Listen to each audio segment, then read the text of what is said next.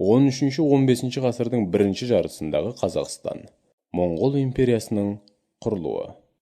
Балалар, бүгін сіздер Моңғол империясының құрылуы, алып жатқан аумағы және дүниені дүр сілкіндірген қатыгездігімен әлемге әйгілі болған қолбасшы Шыңғыс хан туралы мәлімет аласыздар. Мұқият тыңдауларыңызды сұраймын. Сонымен, басында Орталық Азияда, оның ішінде қазіргі Моңғолия аумағында көшпелі тайпалар арасындағы билік жолындағы күрес, талас-тартыс күшейді. Бұл кезде Моңғолия аумағының Далайнұр, Бұйырнұр көлдері өңірін татар тайпалары, одан батысқа қарай Төле өзенінің бойын ала Керейт тайпалары, олардан батысқа Алтай таулары жоталарына жақын Найман тайпалары, солтүстікке таман Онон өзені бойын Моңғол тайпалары, Моңғолдардың батысында Хангай таулары, Байкал көлі маңын Меркіт тайпалары, Табанула, Саян таулары мен Байкал көлі аралығын Ойрат тайпалары мекендейтін еді. Билік үшін күрес осы тайпалар арасында өршіді. Міне осындай жағдайда Моңғолдың Қият Боржүгін руынан алтын ұрпақ аталады. Бай Ноян Есугай Баһадүр баласы Темучин тарих сахнасына шықты. Ол жоғарыда аталған тайпаларды өзіне бағындырып, 1206 жылы Онон өзенінің бойында жиналған құрылтайда салтанатты жағдайда Темучинге Шыңғыс хан лауазымы беріліп, Моңғол мемлекетінің құрылғандығы жарияланды.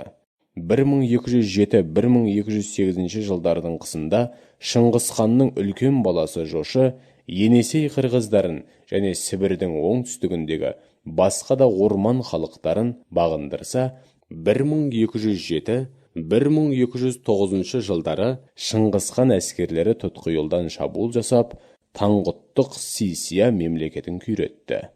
Шыңғыс ханның қаһарынан сескенген қазіргі Шығыс Түркістан аймағындағы ұйғырлар моңғолдарға өз еркімен бағынды. Олардың басшысы Баршық өзін Шыңғыс ханның боданы деп таныды. 1211 жылы Шыңғыс ханның қолы солтүстік Қытайға бет алды. 1215 жылы олар сол кезде Цзин мемлекетінің астанасы болған Чундунды, Пекинді бағындырды. Осыдан кейін Шыңғыс хан Шығыс Европа мен алдыңғы Азияға жол ашатын Орта Азия мен Қазақстанға шапқыншылық жорығына жан-жақты әзірленді. Моңғол әскерлері Отырар қаласын қоршауға алды. Қалада 80 мыңдай әскер бар еді. Отырар қорғанысы Қазақстан мен Орта Азияның халық бұқарасының моңғол басқыншылығына қарсы жүргізген ерлік күресінің айқын көрінісі болды.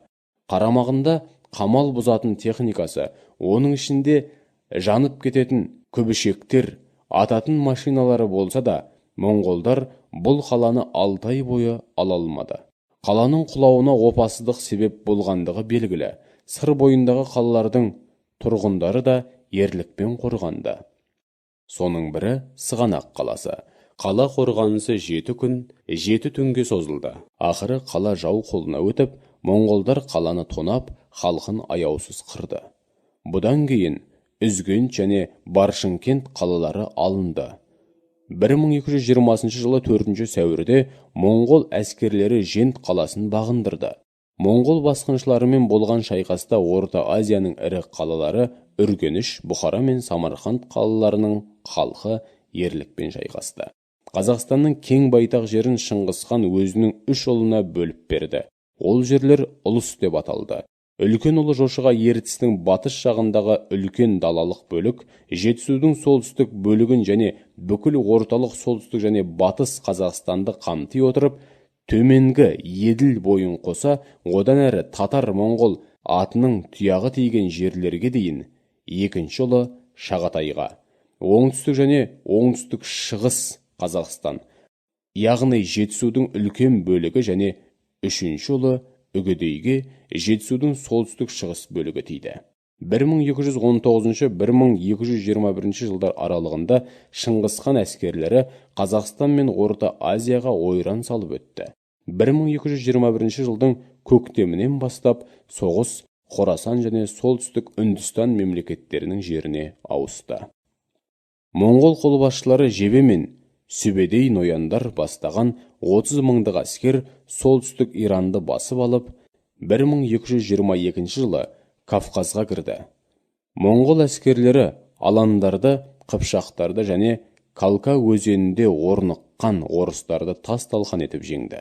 Олар орыс жерінің оңтүстік аймағын ойрандап, 1224 жылы Дешті Қыпшақ даласы арқылы Шыңғыс ханның Ертістегі ордасына қайта оралды.